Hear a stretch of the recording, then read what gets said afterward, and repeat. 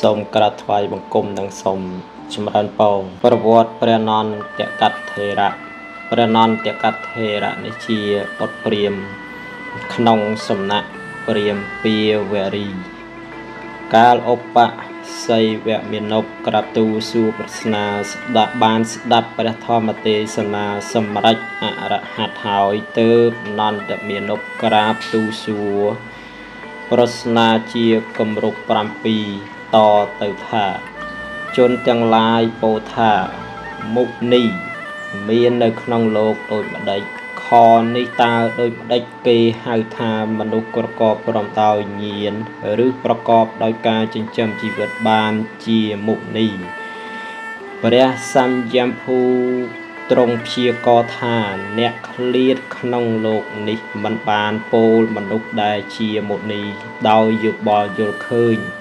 ដោយឲ្យស្ដាប់ឬដោយចំណេះចេះដឹងនោះទេតថាគតពោលថាជនណាធ្វើខ្លួនឲ្យប្រះចាកកងកិលេសជាអ្នកឥតកិលេសមិនមានតណ្ហាគឺសេចក្តីប្រាថ្នាអន្តះអន្តែងជននោះឯងឈ្មោះថាមុនីសាមណៈព្រាហ្មណ៍ឯណាមួយពោលសេចក្តីបរិសុទ្ធដោយការយល់ដោយការស្ដាប់ដោយសិលនិងវត្តនិងដោយវិធីដតីទៀតជាច្រើនតើសាមណៈព្រាហ្មណ៍ទាំងនោះប្រព្រឹត្តតាមវិធីទាំងនោះដែលខ្លួនយល់ថាជាគ្រឿងបរិសុទ្ធអាចឆ្លងជាតិជរាបានខ្លះដែរឬទេខ្ញុំព្រះអង្គសូមក្រាបទូលសួរសូមព្រះត្រាស់សម្ដែងសេចក្តីនេះដល់ខ្ញុំព្រះអង្គ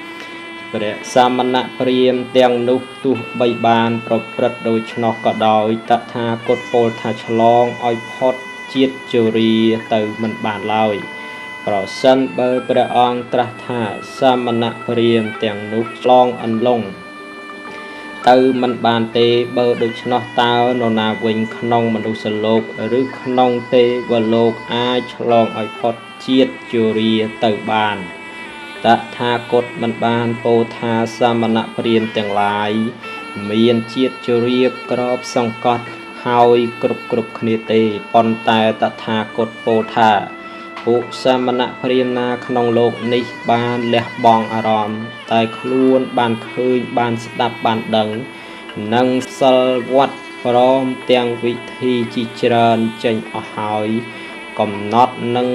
ដឹងនៅតណ្ហាថាជាទោសគួរលះបង់បានហើយជាអ្នកមិនមានអាសវៈសាមណៈព្រាហ្មណ៍ទាំងនោះឯងឆ្លងអន្លង់បានហើយខ្ញុំព្រះអង្គគាប់ចិត្តនឹងព្រះវិចាររបស់ព្រះអង្គពេកណាស់សូមព្រះអង្គទ្រង់សម្ដែងធัวដែលមិនមានឧបតិកិលេសប្របីហាសំបីខ្ញុំព្រះអង្គក៏ពោលថាសាមណៈព្រាហ្មណ៍ទាំងនោះជាអ្នកឆ្លងអន្លង់ផុតទៅហើយដោយព្រះអង្គត្រាស់ដែរពលាចប់បញ្ហាព្យាករណន្តកមានុបបានសម្រេចអរហត្តព្រមដោយចតុបដិសម្ភិទាញាណទើបក្រាបទូលសូមបព្វជិឧបសម្បទាសម្ដេចព្រះបរមសាស្តាក៏ទ្រង់អនុញ្ញាតឲ្យបានជាភិក្ខុដោយអេហេភិក្ខុឧបសម្បទាជាមួយនឹងពួកមានុបជាសមាណាចារក្នុងទីបំផុតនៃសោលសៈបញ្ហាព្យាករ